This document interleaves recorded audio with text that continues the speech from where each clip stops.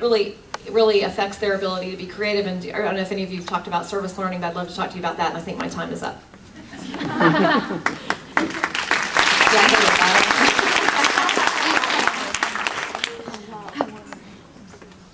Representative Coley, you've had to defend your beliefs in a number of issues since joining the Florida House, including delineating between scientific theory and scientific fact in Florida educational policy. How do you choose when to stand by your beliefs and fight for something, or when to let an issue go? And if you'd like to rebut, that would be all right as well. I asked her if I could have a rebuttal, but I won't. There are many issues facing the state, and the economy is probably the #1 issue right now, and it affects every area of our lives, especially education and healthcare. And I know it's very, very challenging. Unfortunately, we have not always learned to live within our means, and we're suddenly having to do that, and that is often very challenging. When do I decide enough is enough? You know, when I took office to complete my husband's term, but I also entered that office with a very strong set of ideals and values and beliefs, and represent a very conservative area. And when I look at issues, I look at I'm not a politician. And you know, that's harder to say the longer I've been in office. Somebody just a few days ago said, "All right, quit saying you're not a politician. You are a politician." And I went, okay. I've been in office for over 4 years, so yeah, I guess maybe I am.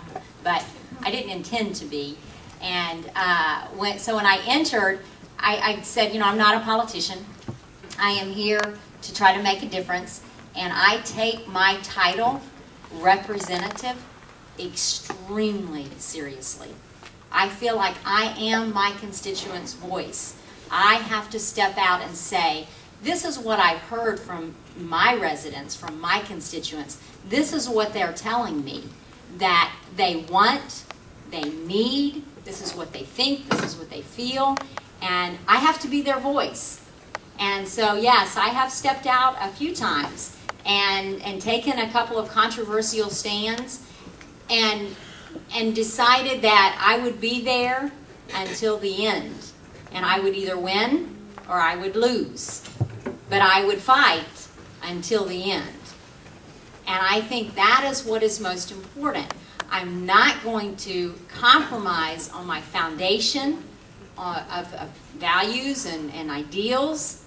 And I guess when I don't represent my constituents anymore, when my values and ideals don't fit theirs, then they won't reelect me, and I won't be their voice. But as long as they reelect me knowing, okay, these are my ideals and values, and this is what I'm hearing from you, are your values and ideals, then I'm going to be there until the end. And sometimes I win, and sometimes I don't. Believe me, I have lost on issues, but I have also won on issues because I have decided to stand firm. And am I saying that I never compromise? Well, that would be ridiculous. I mean, obviously you compromise, and you mentioned earlier, sometimes we vote on a bill and we vote yes. I had an email from a constituent after this last session. I am going to tell everyone you voted on House Bill, and I don't even remember the number, but it was some House Bill something. Shame on you. And I went, oh my gosh. I'm kind of like you too. I am generally a nice person. I like to get along with everybody and make everybody happy, and that's impossible in this job. It is absolutely impossible. But when she said, shame on you, I'm going to tell everybody how you voted. I was like, okay, that's okay. But I'd like to explain to you why I voted that way. And in the end, the bill was far from perfect. Far from perfect. There were many areas that we had fallen short. But in taking no action, we were making the situation worse. I'll give you another example that was controversial because of the economic facet of it. Is not this last session, but the session before. In the last several minutes of session, we were trying to decide whether we were going to hear a bill that would pass down an insurance mandate covering autism. And it was, you've got this one group saying you can't send down mandates. It makes premiums rise. And I'm there. I understand that. I get that. On the other hand, you have 1 out of 150 kids being diagnosed with a form of autism. And without the proper early intervention, their chances are not good. And so we were looking at it, and there were some saying, no, don't hear this bill, Speaker Rubio, don't hear it. It's not good. It doesn't go far enough. And I looked at him and I said, please, please do not walk away and do nothing. Because just by doing something, we're at least starting the conversation. We're saying, you know what? We have a problem. We are faced with so many families being affected by this. Let's at least take a step out there and offer them some hope. So I didn't quit until the end. We ended up hearing the bill, passing the bill. Didn't go far enough, didn't do a whole lot of good, but it did some good. And even for those few families that it has touched, it was worth fighting until the very end.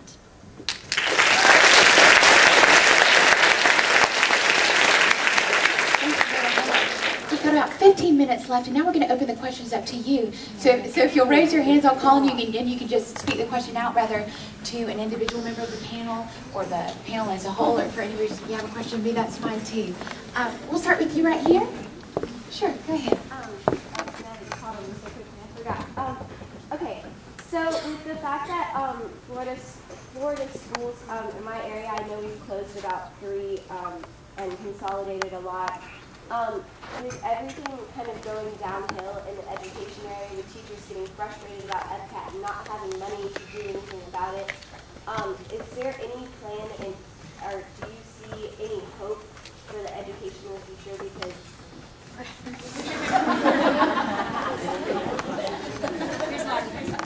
That's right. Here's my rebuttal. Good. Yes. Oh, there is definitely hope. Okay. Because yes, we do hand down mandates, and we are operating in a budget that resembled the 2007 time frame. But at the same time, our reading scores have gone up. Our math scores have gone up. So more students are functioning at grade level than ever before. So do I see hope? Yes. Because you have to be careful and not develop an attitude of just the more money you throw into something, the better it's going to be. You have to learn to use the money that you're given very wisely. Some of our schools have been closed because our enrollments are down. Statewide, we have seen a decrease in enrollment everywhere. So some of those schools are being closed not only because of the economy, but because of the enrollment. So do I have hope? Oh, you bet. You know why? Look at you. You are what we're working with. I definitely have hope.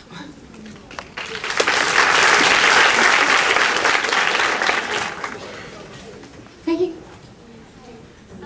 do you see the recent economic development, well, not others, but anyway, what kind of economic development plans are you guys working on right now?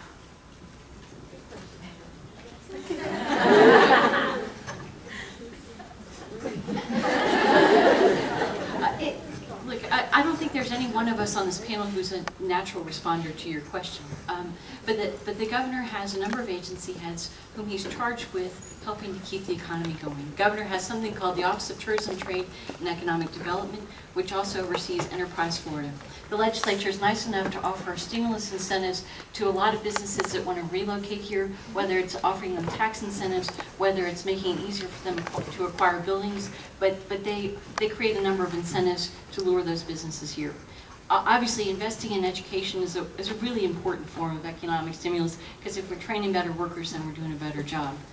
In addition, the governor, as a result of some of the stimulus money that has come from Washington, we have worked to invest in accelerating projects in construction, because if you invest in construction, it has a multiplier effect throughout your economy. So we're investing in things like building roads on an accelerated pace. They've expedited permitting for all of that. The Department of Environmental Protection is working on some of their projects on an accelerated time frame.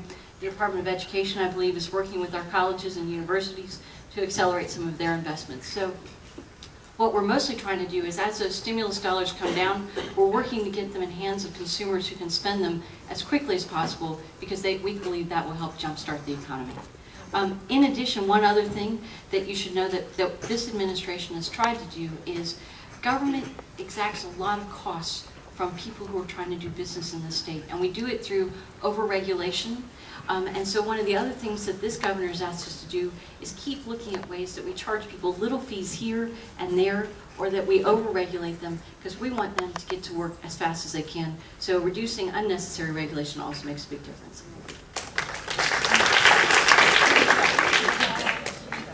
Right here. Go ahead.